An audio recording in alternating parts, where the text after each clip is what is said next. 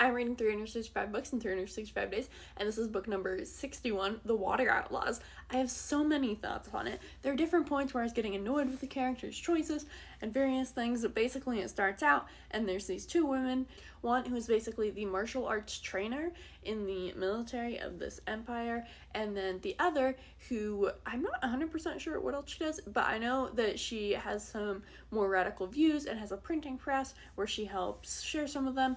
Anyways, so these are the two views of the women. They sort of end up flip-flopping in how radical their views are, because the one who had more radical views ends up sort of under the control of the empire and has to do things against her will. And so to sort of navigate that in her mind, she has to become okay with what she's doing. And so she does, which then means that her views become less radical and more in line with what the empire is thinking. And then the other person ends up joining this bandit clan, which is mostly made up of women.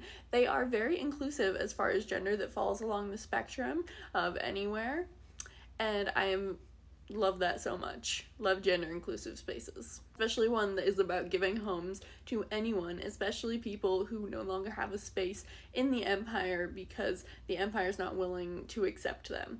A lot of it is women who have had really bad husbands or who have been put in really dangerous situations. I love it. 10 out of 10.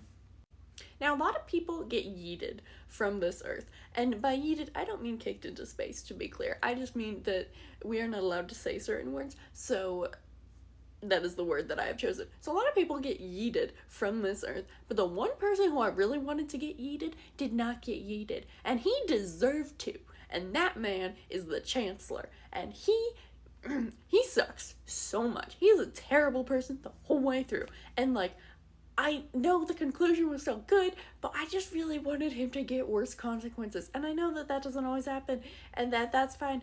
Well, not really, but that, like, it didn't need to be depicted that way in the book, but my brain just really, really wanted it to.